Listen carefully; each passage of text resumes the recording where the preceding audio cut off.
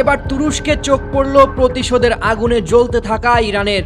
মধ্যপ্রাচ্যের সব মার্কিন ঘাঁটিতে হামলা চালানোর পর ইরানের এবার লক্ষ্য তায়েব এরদোগানের দেশ তুরস্ক।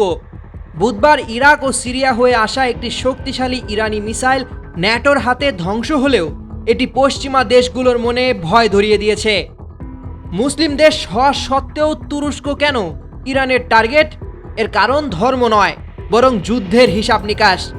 ন্যাটোর সদস্য হিসেবে তুরস্কের ইনসিরলিক বিমান ঘাঁটি এখন আমেরিকার প্রধান ঘাঁটি।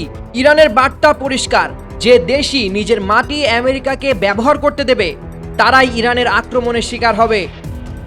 ন্যাটোর সদস্য হওয়া বা পশ্চিমা দেশগুলোর সাথে খাতির করাও ইনসিরলিককে রক্ষা করতে পারবে না। এই হামলার পর ন্যাটোর আসল চেহারা বেরিয়ে এসেছে। আর্টিকেল 5 অনুযায়ী ন্যাটোর কোনো দেশ আক্রান্ত হলে সবাই মিলে সাহায্য করার যে নিয়ম ছিল, আমেরিকার প্রতিরক্ষা মন্ত্রী তা সরাসরি বাতিল করে দিয়েছেন। তিনি জানিয়েছেন, এই মিসাইল যেহেতু ন্যাটো ধ্বংসই করে ফেলেছে, তার কারণে সবাই মিলে যুদ্ধ করার আর কোনো প্রয়োজন নেই। তুরস্ককে বিপদে ফেলে আমেরিকা বুঝিয়ে দিল ইরানের সাথে সরাসরি যুদ্ধ করার সাহস তাদের নেই। নিজের সুবিধা বুঝলে আমেরিকা যে কোনো সময় তাদের বন্ধুদের ছেড়ে যেতে পারে, এটাই তার প্রমাণ। তুরস্কের দিকে আসা এই মিসাইল প্রমাণ করে প্রতিশোধের এই যুদ্ধে ইরান এখন আর কোনো সীমানা মানছে না।